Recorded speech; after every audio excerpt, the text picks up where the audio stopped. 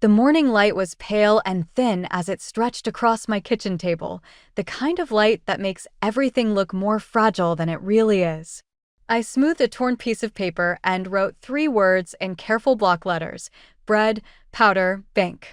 An ordinary list, but the last word sat there like a stone. I read it twice, hoping repetition might untie the knot in my stomach. The knock came earlier than I expected. When I opened the door, my father, Harold, stood there wearing that decades-old smile of his, the one he used when he wanted something to seem harmless. No groceries, no newspaper in his hands.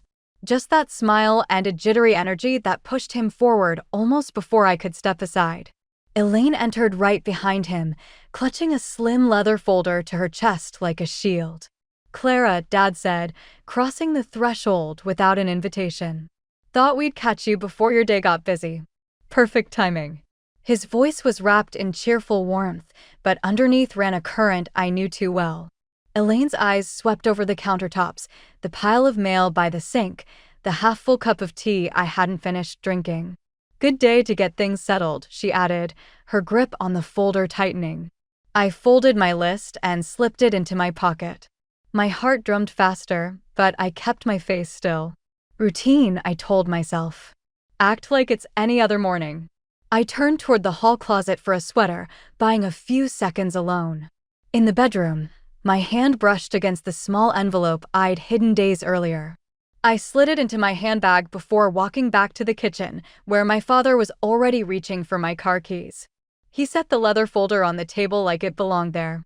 Tapped the cover twice, the sound too sharp for the quiet room. "Nothing complicated, Clara," he said. "Just a couple of signatures to streamline the bills. The bank won't bother you with questions anymore. You'll thank me later." Elaine pulled out a chair and sat down beside me.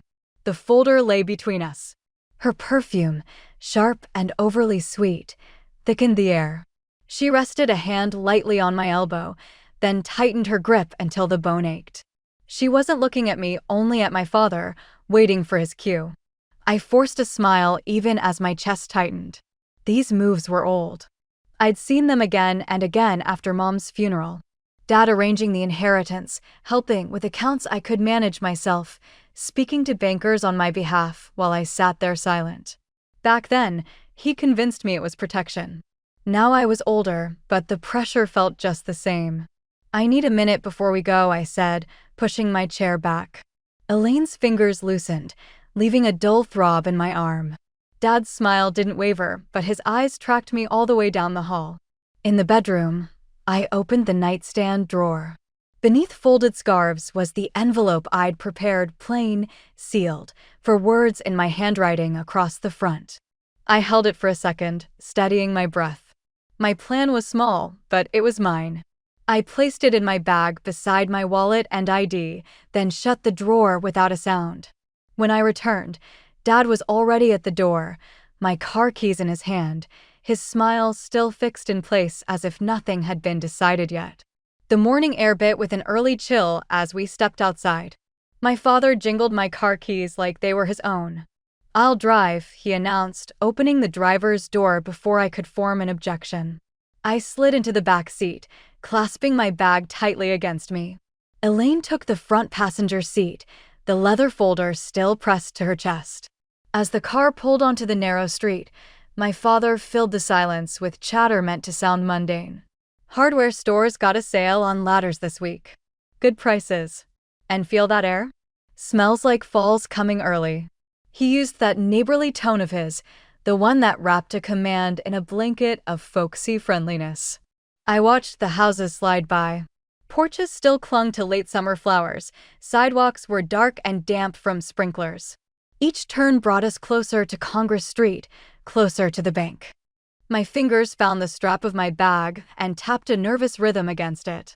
"Breathe slowly," I reminded myself. In and out. Up front, Elaine shifted and opened the folder on her lap, angling it so I could see. "Here are the forms," she said, her voice artificially light. "Nothing complicated. They just keep everything tidy. Less for you to worry about." A manicured finger tapped a blank line. "You'll initial right here. It just means they can speak with me if any questions pop up." My eyes tracked her finger. At the top of the page, in bold, unforgiving black type, stood the words, "Power of Attorney." The air in the car seemed to turn thick and heavy. I didn't point at the title. I didn't argue. I let my gaze rest on the page for a moment longer, then looked away, out the window. In the rearview mirror, my father's eyes found mine. "You taught me that family looks out for each other," he said. His voice was almost gentle, but the words landed with the weight of an anvil. I turned my head toward a row of storefronts coming into view, their windows blazing with the morning sun. On the corner ahead, the bank building rose up, its glass face mirroring a pale, cloud-streaked sky. My father's knuckles whitened as he gripped the wheel and turned into the parking lot. It was half full with ordinary weekday traffic. Just as I'd expected. He parked snugly near the entrance and was out of the car in an instant, circling to my door before I could even reach for the handle. He pulled it open with a show of exaggerated care. "Watch your step," he said, as if I were breakable, as if his own hands hadn't been the ones steering me directly here. The glass doors of the River Street branch gleamed, reflecting a washed-out sky. Inside, the air was cooler, carrying the faint sense of coffee and floor polish. People moved in hushed tones between counters, absorbed in their own transactions. I walked flanked by my father and Elaine, their presence compressing me from both sides like closing walls. A young teller with kind eyes glanced up. Her name tag read MY. Her polite smile flickered for a half-second when her gaze landed on the faint, yellowing bruise on my forearm, a souvenir from Elaine's grip earlier in the week. In that tiny fracture of her professionalism, I felt seen. Truly seen. Then her expression smoothed over, becoming a mask of impeccable service once more.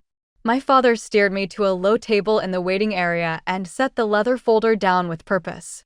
He placed a pen in my hand before I'd even taken a seat. All the false cheer had drained from his voice, leaving behind a quiet, gravelly pressure. "Just sign, Clara. It's routine. Don't make this harder than it needs to be."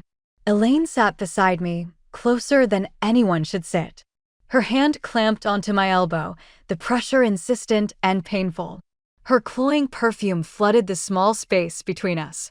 She leaned in, her whisper a hot, private threat against my ear. "One signature and it's over. Don't fight it." I looked down at the pen in my fingers.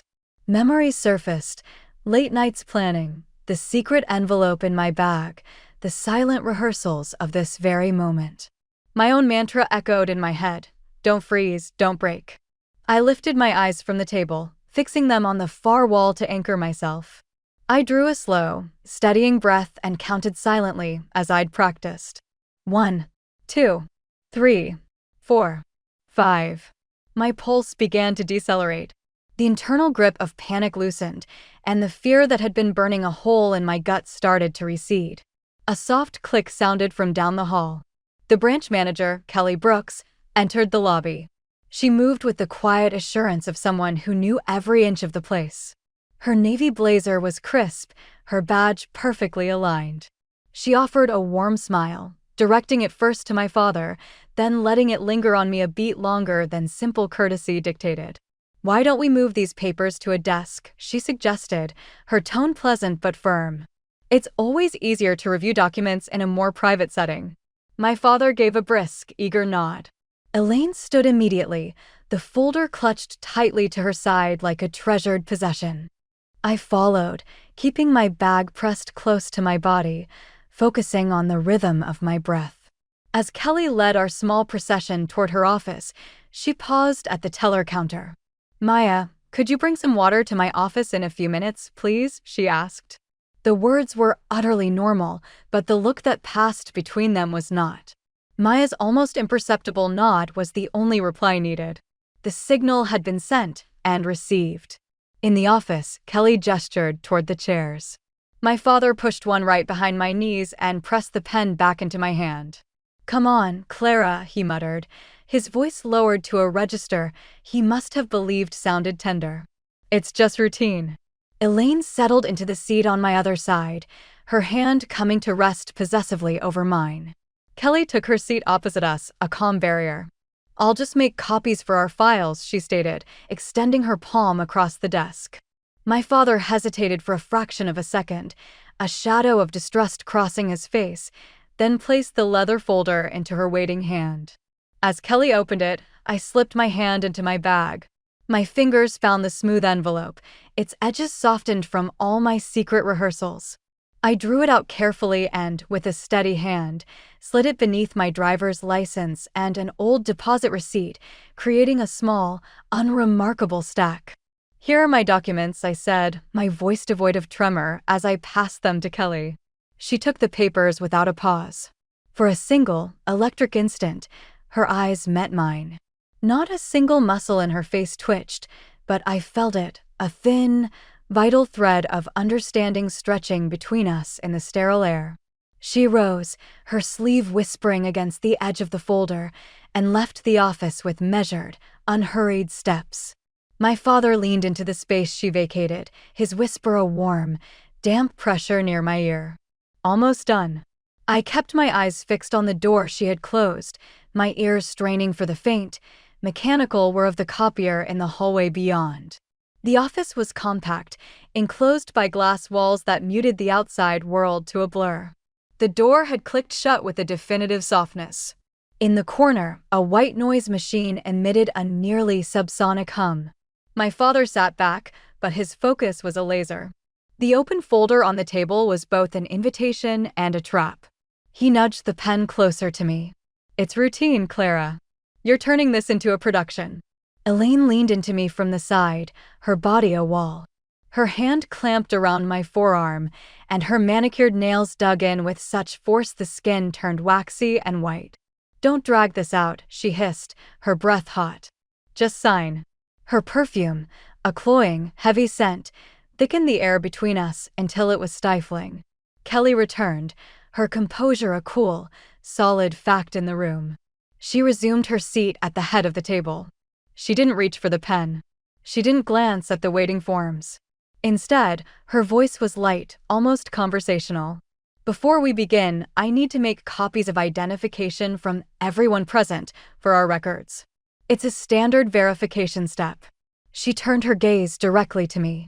"Miss Henley, may I see your identification, please?" I drew a deliberate breath, slipped my hand back into my bag, and felt for the items in their prearranged order. My wallet came out first. I placed my driver's license on the polished wood, laid the deposit receipt on top as if it belonged there, and finally, with a motion practiced in the quiet of countless nights, I slid the plain, sealed envelope underneath it all. "Here are my documents," I repeated, my voice level. My father leaned back in his chair, a sigh of tangible relief escaping him. He was confident, now that I had capitulated. Elaine's vice-like grip on my arm eased, though her hand remained, a heavy, claiming weight on my shoulder. Kelly gathered the small stack of papers without the slightest hesitation. Her gaze caught mine for a fleeting second, no change in her expression, no signal perceptible to anyone else, but I felt the silent acknowledgement pass between us. She turned and walked out into the hallway. A moment later, the faint, mechanical whirl of the copier began. My father exhaled, a sound of profound satisfaction, and tapped the pen against the table in a rhythm that matched his presumed victory. "See," he said, his voice a low, confident murmur. "We're almost done." I kept my eyes on the glass wall. Through it, I saw Kelly pass by, her hand at her side, her profile calm. My pulse steadied, not from surrender, but from a sudden, profound shift. The note in that envelope was no longer my secret alone. It had an ally. When she returned, she was alone. She carried the folder and a fresh stack of copies. Her movements were deliberate, her smile professionally serene. She arranged everything neatly on the table, then folded her hands in front of her. "Before we proceed," she began, her tone polite but unyielding, "we need to confirm some information directly with the account holder. It's part of our Know Your Customer requirements. I'll need to speak with Miss Henley privately for a moment." My father gave a short, dismissive laugh. "She has trouble hearing things sometimes. I'll help her through it." Kelly did not flinch.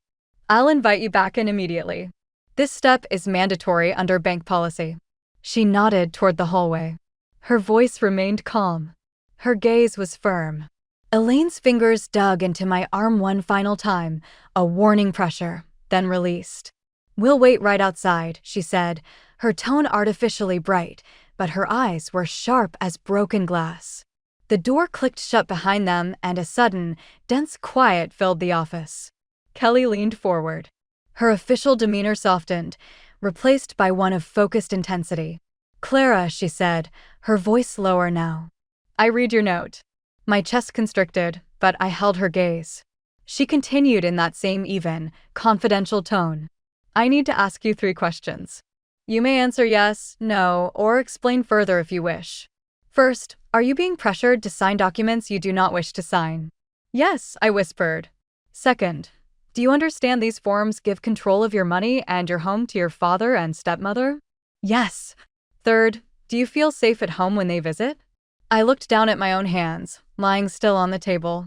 The fluorescent light caught the pale crescent of a fingernail. "No." Kelly gave a slight, almost imperceptible nod. Her face showed no surprise, only a deep, steady resolve. She reached for the phone on her desk and dialed a number with quick, sure movements. Her words when she spoke were clear and clipped. "River Street branch. We have an elderly client under duress. Possible fraudulent power of attorney. Initiating a hold, requesting compliance review, and contacting Portland PD." She hung up and met my eyes again. "You did the right thing," she said softly. The sound of impatient footsteps in the hall told me everything.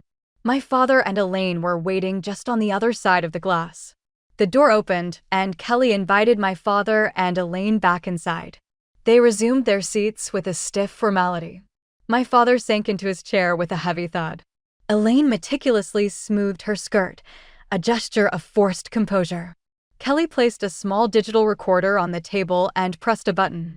A tiny red light glowed. "For accuracy, we're now audio recording the document review process," she stated. "It protects all parties." My father forced a hollow laugh. "Fine. Let's get on with it. Clara knows we're just here to simplify things." He shoved the leather folder back across the table toward her.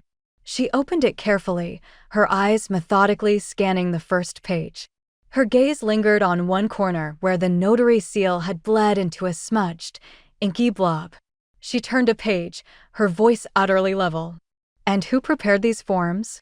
"A mobile notary," Elaine answered, a beat too quickly. "It's a perfectly standard procedure." Kelly nodded, as if jotting down a mental note, but I caught the fleeting glint of scrutiny in her eyes. She smoothed the document flat. "This notary seal registration number doesn't match our internal records. We'll need to confirm its validity with our compliance department." My father's jaw visibly tightened. "It's valid. We wouldn't be wasting our time here if it weren't." His voice had risen, sharp enough to cut the tense air. Elaine touched his arm, her smile rigid. "Harold, let them do their check.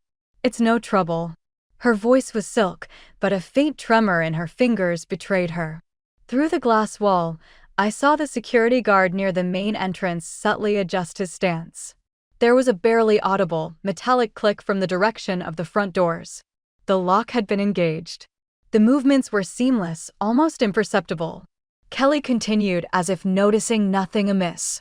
"Before we go any further, I also need to hear Clara's understanding in her own words." She turned a patient, steady look directly to me. I felt the heat of my father's stare like a brand against my cheek. Elaine's cloying perfume formed a nauseating cloud. My throat constricted, but my voice emerged clear and firm. These papers would give them control over my money and my home. Kelly gave a slight, acknowledging nod. The recorder captured it all. Outside, faint but distinct, the warble of a siren pierced the morning, threading its way closer along Portland streets. Inside the office, my father shifted in his chair. The tip of his pen began a rapid, staccato tap on the tabletop, a percussion of rising agitation.